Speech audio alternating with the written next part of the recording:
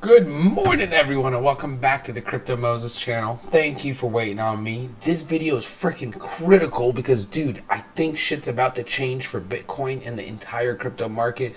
It's all we've been waiting for, everybody. All right, so let's look through it. So, article's a little old, but I started dissecting it, and I actually do think that there is a catalyst coming that could allow Bitcoin and these remaining cryptos to take it to the next level. The way the article breaks it down is fundamentals, and then we'll look through the technicals and look through the chart and try to understand kind of what it looks like. Here's the first thing that we do know.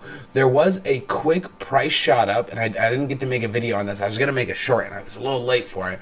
But there was a big bullish rally that was triggered by literal false reports on spot ETF. Dude, I got so excited. I was getting ready, and then it went right back down because of fake reports. So that's why fundamentals can impact it, but it only took it was like an 11% up, and then it took it right back down. Here's that run. It was right. It was about, no, that's where it started. That's what gave it that 11%. And then it went back down. And it only went down about 5% of it. So then it consolidated. So that's what occurred a couple days ago here. And here's the thing. If just a little bit of fake news did this, what's going to happen when it is real news? And I don't know if you guys know what an ETF is. But basically what's going to happen here is Bitcoin is going to be put on a big list for a lot of different ETFs, all right? A lot of big companies that hold a lot of the assets of boomers and like really, really older people, right? So now they're also going to hold Bitcoin and buy it in their portfolio. So if these big companies decide to keep putting money into it, I mean, right now the entire cryptocurrency market's only $1 trillion. BlackRock and all these other ones on average like 6, 4, 5 trillion. So even if one of them enters the market and puts 5% of their portfolio or 2.5%, I mean that's probably another and I'm just guessing, quarter trillion right there. So logically speaking, these little catalysts like this are actually going to turn into big catalysts, right? And this is pretty good too to see. So like they call them industry experts, right? They offer this theory that that in 2024, everybody is saying 2024 is because of the halving. So you need to know that Bitcoin's a mineable asset. I do mine, right? And with that, there's a halving every couple of years. So it makes the mining difficulty more difficult. So people like me get less Bitcoin when mining, but then it actually helps with supply and demand. And if that's balanced correctly, what that basically means is that the demand will be higher because supply is going to get smaller. And there's, remember, only 21 million Bitcoin when it's fully mined. So that is so critical to think about or keep that in mind. I love their little chart breakdown because it's pretty basic, but on their top end, this is what they did. This was the last bull run. They took it from the bottom to the top and kind of estimated the same thing. Then they added a 5-wave count. You see the 5 waves there? That's the Elliott waves. So I'm assuming that's where they got their final justification. Their final number there says $206,649. If that is the case, that's a nice portfolio for many of us. And here's the biggest thing. If this catalyst sparks Bitcoin, what happens, you guys? The secondary crypto market happens, and I think of all the other tokens. And then lastly, I think the third one, where the meme tokens kind of come in and that market starts flooding. Because opportunity is created anywhere in the crypto market. But the crazy thing is about the crypto market is like within, I don't know, let me see this. This was from here to here. That's 6 days only. I mean, the thing moved 12% in total. 12% on a $100,000 investment is $12,000. That's insane. If you had bought 100,000 worth of Bitcoin right there and just sold right there, you would be up $10,000 in 6 days. That's the thing with the crypto market. Any idiot that says that it's better than the stock market, it's not safe. Bro, shut the hell up, because I would much rather have these movement opportunities consistently every day and this type of volatility over these stable stocks that don't do shit for months and years. And then their logic is, oh, well, the companies are going to pay you dividends. Dude, it's like 30 cents out of like 20 racks.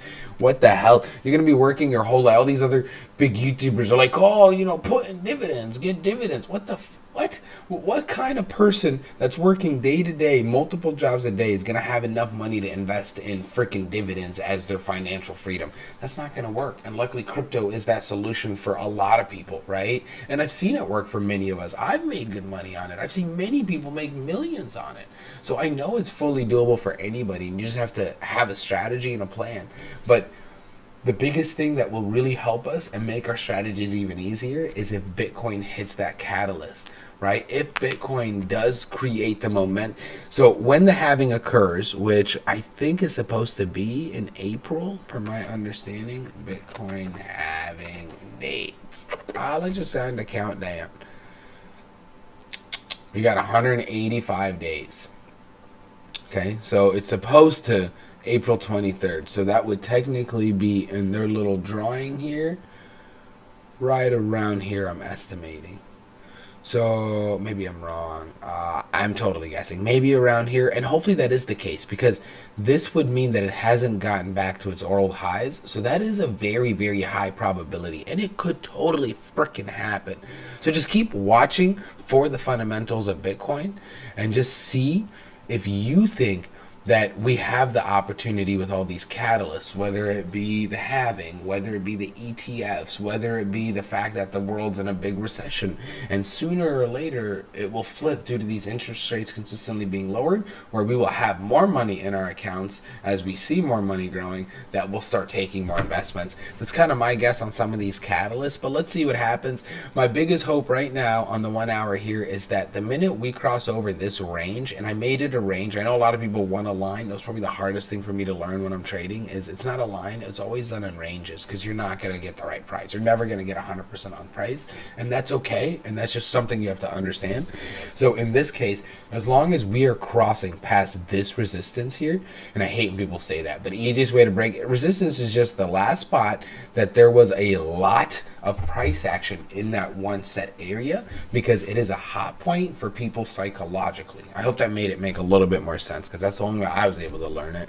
And then in here, as we can see, there was a lot of touch points. So this is a hot area.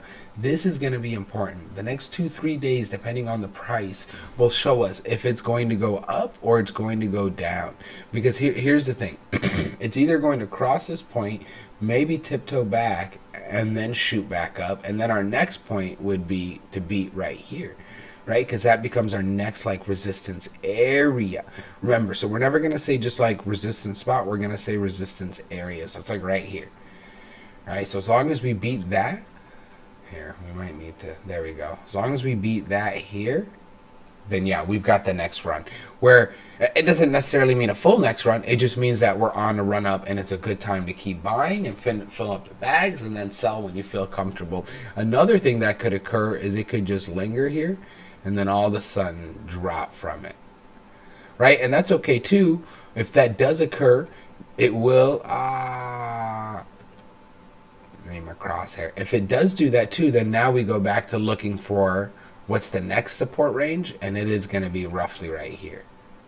All right, so we've got two options. We go up and we're shooting to 31 roughly, or we go down and we're going to hopefully stop back at 26 or 25.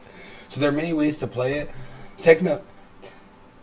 Technical analysis wise, there's not really any sort of divergence that I see anywhere that's going to define what's happening. Actually, I take that back. Yeah, there was some bearish divergence here occurring from price action to RSI, but it's already clicked, the healthy change. So like the divergence already occurred, and now it's back to healthily following the momentum, the volume, and the MACD. So all those three are matching. There is no divergence from what I see right now on the 1 hour time frame.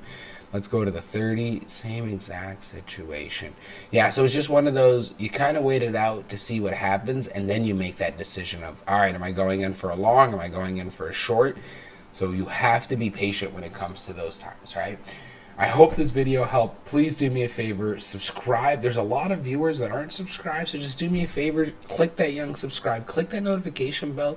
You'll see when I post new videos. And don't forget, a lot of these are news and important videos to make trading decisions that day, especially because these are decisions that I would go watch my videos again and then make some of my buying power. So that's how I've been doing it.